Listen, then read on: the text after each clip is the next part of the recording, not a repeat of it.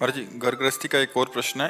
महाराज जी, आप कह रहे हैं कि आप अपने माता पिता को बहुत प्यार करते हैं और संसार से सबसे ऊपर समझते हैं, परंतु मैं अपनी पत्नी से भी बहुत प्यार करता हूं, परंतु पत्नी और माता पिता में अच्छी सुलह नहीं है। महाराज जी, इस स्थिति में मैं कैसे दोनों को हाँ, समझाऊं?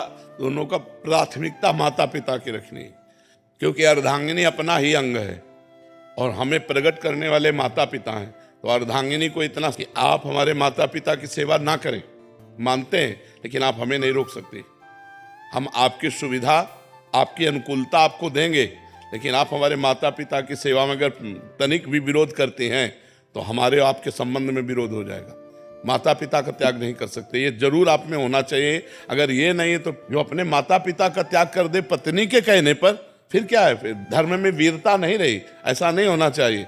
जो लड़की इस तरह की मतलब व्यवहार वाली हो कि आप हमसे प्यार करते हो, तो आप अपने माता पिता का त्याग कर दो, तो उसे कह देना चाहिए कि तैयार रहना, त्याग के लिए तैयार रहना। जिस दिन हमारे माता पिता की सेवा में व्यवधान उपस्थित कर दोगे, उसी दिन हमारे आपके बीच में संबंध विच्छेद हो जाएगा। और अगर आप हमारे माता पिता की सेवा करती हो तो हम आपको प्राणों से अधिक प्यार करेंगे। नहीं करती हो तो आपको अधिकार देंगे, लेकिन आप हमारे को सेवा में जाने से नहीं रोक सकती हो। इतना जरूर रहना चाहिए।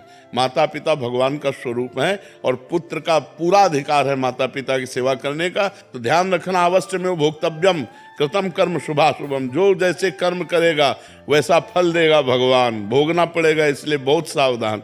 तो कभी चूक मत कर देना, पत्नी के चक्कर में आकर अपने बूढ़े माता पिता को मारना पीटना या घर से निकाल देना, ऐसे कोई आचरण मत करना। पत्नी से को तुम करो या ना करो, हम तुम पर दबाव नहीं डालते, लेकिन आप हम पर दबाव नहीं डाल सकती कि माता पिता की सेवा से हम वंचित हो। माता पिता ही महाराज जी थोड़े से अलग व्यवहार के हों, वो बहुत गलत व्यवहार करें, हाँ, तो उनको चाहिए, माता पिता को चाहिए कि बुढ़ापा आ रहा है, ज्यादा अगर उद्दंडता करेंगे तो दुर्गति को प्राप्त हो जाएंगे।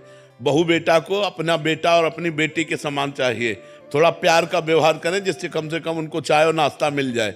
अगर माता पिता करने लायक है और वो बहू बेटा से सेवा नहीं कराते हैं, बहू बेटा से ईर्ष्या करते हैं, तो बेटे को चाहिए कि दूर से देखता रहे, उनकी सेवा में भले न जाए। लेकिन जिस दिन वो ऐसी स्थिति को प्राप्त हो कि वो अपनी सेवा करने लायक ना हो, उस दिन वो गाली दे तो भी उनकी सेवा करनी चाहिए। माता पिता की तो भी सेवा करनी चाहिए, क्योंकि वो बुजुर्ग हैं, उनका दिमाग स्थिति 60-70 के बाद जो है मानसिक स्थिति बिगड़ जाती है। अगर वो गाली देते हैं, वो निंदा करते हैं, तो हमें ये बात नहीं माननी, हमें उनकी सेवा करनी है।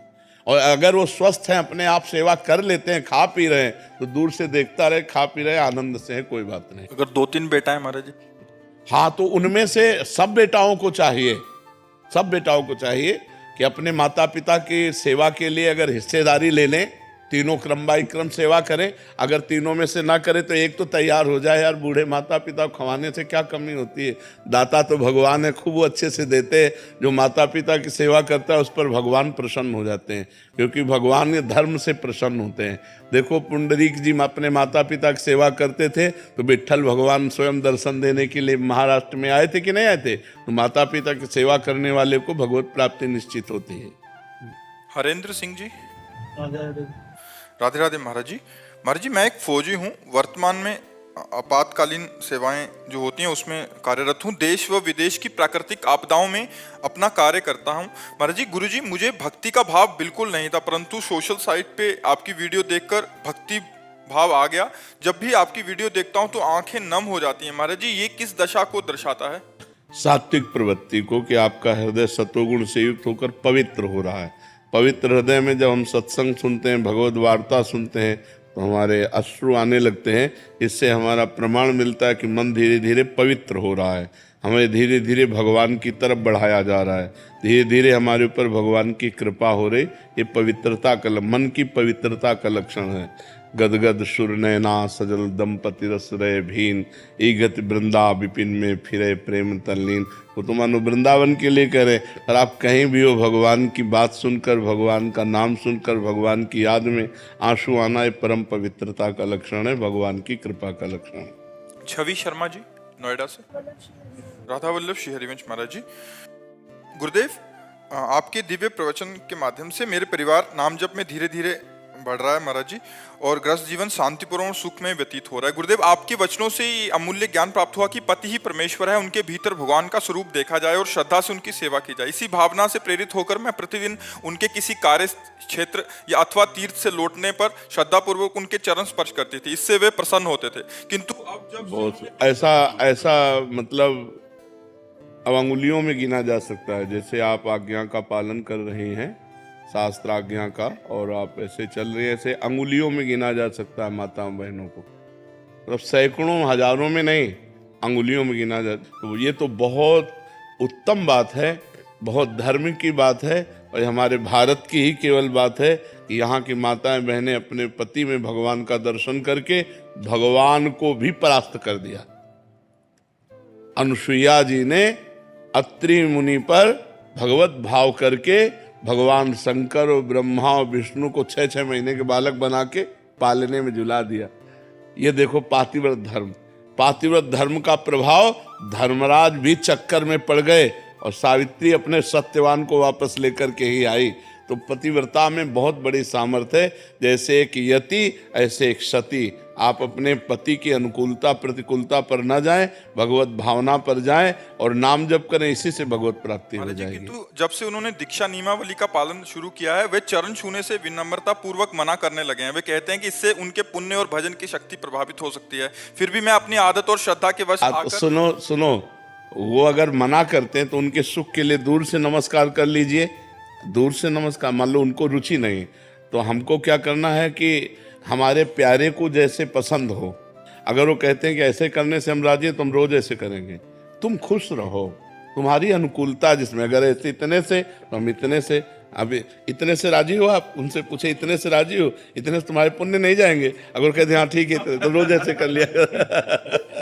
अपने पति को प्रसन्न रखना। अगर कहते नहीं करना है, बिल्कुल नहीं करेंगे, हम नेत्रों से करेंगे, नेत्रों से प्रणाम कर ले, हम हृदय से प्रणाम कर लेंगे। हम हृदय से आपको अपना भगवान मानते हैं, बाहरी व्यवहार करें या ना करें। जैसे जेहि विधि प्रभु प्रसन्न मन होई, करुणा सागर कीजिए सोई। हे प्रभु, जिस तरह आप प्रसन्न रहे हम वैसे ही बर्ताव करेंगे। जो अपने पति को इस तरह से और पति के परिवार को पति के सुख के लिए अनुकूलता प्रदान कर, आज आदर्श है, ऐसी नारी आदर्श है। आज तो वो गजब का तांडव चल रहा है, तांडव चल रहा है। नहीं, ऐसा प्रपंच, ऐसा नौटंकी, ऐसा नाटक चल रहा है कि ये पवित्र बातें, पति मेहनत करके घर में आया और पत्नी ने मुस्कुरा कर स्वागत किया, सारी मेहनत उसी, थकान उतर गई, घर में प्रेम आनंद का वातावरण, तो एक गृहस्थी, सुंदर गृहस्थी हुई। अब ये राक्षसी प्रवृत्ति, पत्नी अलग हो पति अलग, दूसरी तरफ हो, आपस में क्लेश, अविश्वास, अशांति, इसलिए बहुत सावधान। ये हम बार बार कह रहे, जो गर्लफ्रेंड बॉयफ्रेंड चला है हमारे सनातन धर्म के लिए महाविष है। क्योंकि एक लड़की 10-10 लड़कों से संबंध रखती है, वो क्या अपने पति पर भाव रखेगी? एक लड़का 10-10 लड़कियों पर संबंध रखता है, वो क्या अपनी पत्नी से भाव रख पाएगा? क्योंकि अभ्यास तो गलत बन गया ना। अभ्यास जब गलत बन गया तो व्यवहार भी गलत होगा। अब क्या आपका गृहस्थी धर्म होगा जिसकी पत्नी चंचल है, जो स्वभाव में, जिसका पति व्यभिचारी है, वो क्या गृहस्थी धर्म? गृहस्थी धर्म तो तब होता है जब दोनों एक दूसरे से प्यार करते हो, संतान उत्पन्न हुई, पितृकुल की रक्षा करने के लिए वो संतान श्राद्ध तर्पण आदि करने के अधिकारी हो। ये कोई ऐसे खेल थोड़ी है, ये अपना भारत देश है, धर्ममय देश है। तो हम तो तुम्हें नमन करते हैं कि तुम ऐसे ही अपने पति पर भगवत भाव करके पवित्रता से चलो। हमारे देश की ऐसी ही नारियां होती थी। संजीव शर्मा जी, गाजियाबाद से। राधे राधे। राधे राधे महाराज जी। महाराज जी, सत्य और धर्म की राह पर चलना आजकल बहुत कठिन सा हो गया है महाराज जी। मैं एक वैज्ञानिक हूँ और धर्म सत्य की राह पर चलने की बिल्कुल आप जो कह रहे हो इसमें हम 1000% सम्मिलित हैं। 100% होते हैं, पर हम और बढ़ा के कह रहे हैं 1000% सम्मिलित हैं कि सत्य और धर्म की राह पर चलना मानो कांटों पे चलना है, और कांटों पे चलना है, पर दिखाई देता है। जब चल पड़ोगे तो ये फूलों का राह है, ये फूलों का मार्ग है। जो अधर्म है वो कांटों का मार्ग है।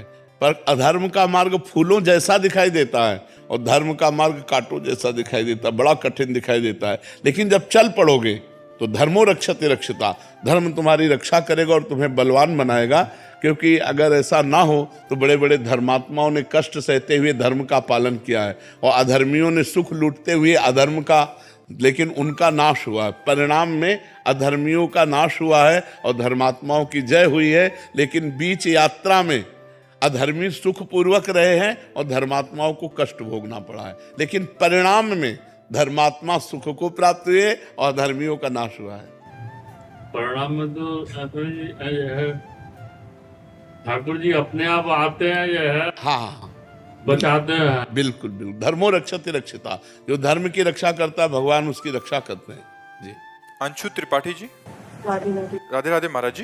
महाराज जी, जब भी मेरे जीवन में खुशी आती है तो मैं डर सी जाती हूँ, जैसे उसके बदले कुछ बुरा हो जाएगा। मुझे ऐसा डर क्यों सताता है महाराज जी? इसका जब मन मलिन होता है तो सुख में वो भय की कल्पना कर लेता है, नकारात्मक सोच ले आता है, और जब मन पवित्र होता है तो भय, दुख और चिंता के समय में भी वो सकारात्मक सोच कर लेता है और सुख का अनुभव करता है।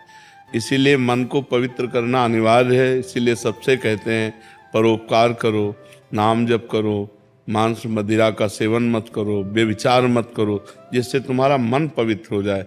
नहीं, सुख का अवसर आने पर भी वो नकारात्मक सोच, मतलब निगेटिव सोच लाकर वो भय पैदा कर देगा। सुख का तो अवसर आया और दुख दे रहा है मन, और जब दुख का अवसर आया तो दुख भोगेगा ही। इसलिए मन को पवित्र करना अनिवार्य है, और उसकी पवित्रता के लिए दो उपाय है, एक नाम जप और एक परोपकार। दूसरों का हित करो, कोई बीमार है, कोई भूखा है, कोई गरीब है, उसका सहयोग कर दो, उसकी जो मांग है उस समय आवश्यकता उसकी पूर्ति कर दो, भगवान आपका बड़ा मंगल करेंगे। और नाम जप करो, नाम जप के बिना सब बात गड़बड़ है। इसलिए किसका प्रश्न है? हाँ, इसलिए नाम जप करो और परोपकार की भावना रखो और घर परिवार में सबकी सेवा करो, और नकारात्मक सोच अपने आप चली जाएगी यदि नाम जप करोगे।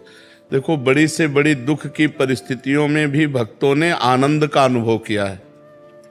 भगवान की बड़ी कृपा है, ऐसा बोले। देखो सकारात्मक सोच का फल, कि बड़ी से बड़ी विपत्ति है, दुख है, उनसे जब वार्ता की गई तो कहते हैं बड़ी कृपा है भगवान की। मतलब दुख में भी भगवान की कृपा का अनुभव करके वो सुखी हो रहे हैं। और यहाँ सुख में भी भय की एक, कि कहीं भय ना आ जाए, संशय वृत्ति आ गई, तो ये मन की मलिनता है। इसको निर्मल करने के लिए नाम जप और परोपकार कीजिए। अभी जी पंजाब से। श्री हरिवंश जी महाराज जी, आपके चरणों में कोटि कोटि प्रणाम। गुरुदेव भगवान, जैसे आप कहते हैं कि परिवार में किसी एक को भगवत प्राप्ति हो जाती है तो 21 पीढ़ियां तर जाती हैं, तो महाराज जी इसका भाव क्या है महाराज जी? भगवत प्राप्ति होना बहुत कठिन बात होती है, कल्याण हो जाना बात अलग होती है। वही जैसे 21 पीढ़ियां, मतलब उनका कल्याण होने का मतलब कि दोबारा जन्म नहीं होता। हाँ, फिर नहीं, पक्का नहीं होगा, इसमें कोई संशय नहीं है। देखो, भारतीय सुविधा, जैसे कोई बड़ा अधिकारी होता है तो उसके माता पिता फ्री रेल में चल सकते हैं, उसके परिवारजनों को होती है ना सुविधाएं। तो जब कानून, अपनी भारत सरकार इतना सुविधा परिवार वालों को देती है, भाई लड़का नौकरी में तो माता पिता फ्री क्यों चल देंगे? बोले नहीं, सुविधा है, कब परिवार को सुविधाएं नहीं मिलती। तो भगवान ने सुविधा दी है कि अगर एक भक्त निकल गया और भगवान को प्राप्त हो गया, भगवान का साक्षात्कार कर लिया, तो 14 पीढ़ी आगे की और 7 पीढ़ी पीछे की, 14 और 7 21 पीढ़ियां तर जाती है।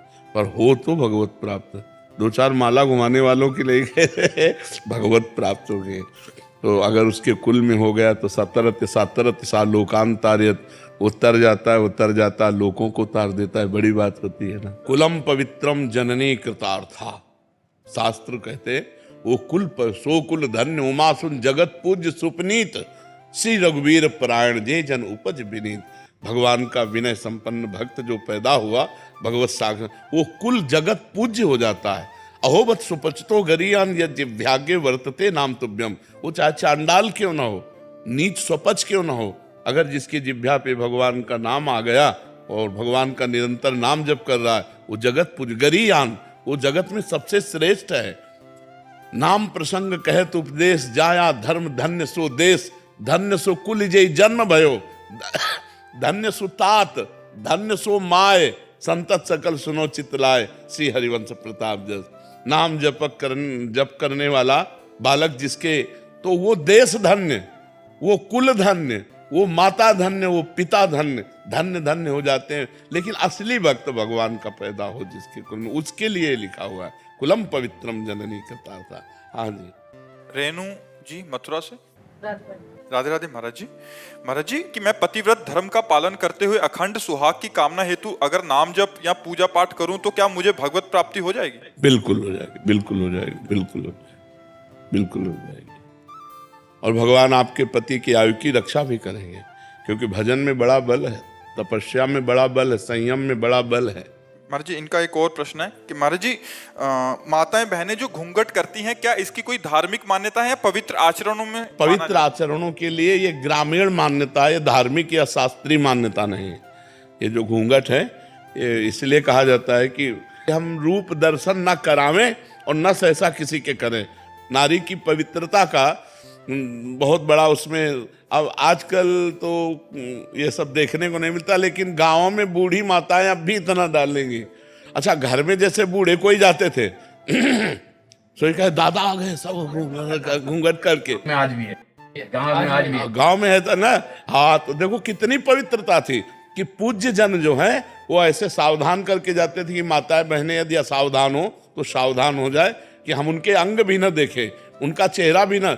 गांव में तो ऐसा होता था कि मरने के बाद जब परवाह करने जाते तब कहते थे यार तुम्हारी बहू को तो हमने आज देखा है, नहीं तो और देखो ये मर्यादा पुरुषोत्तम भगवान श्री राम के समय में भी था। जिस समय सीता जी के शीश फूल आदि जो है वो लक्ष्मण जी को दिखाए कि सीता जी के आभूषण है, किष्किंधा में जब सुग्रीव जी ने दिए कि विमान के ऊपर से सीता जी ने, तो उनका प्रभु यदि माता के चरणों के कोई आभूषण होते,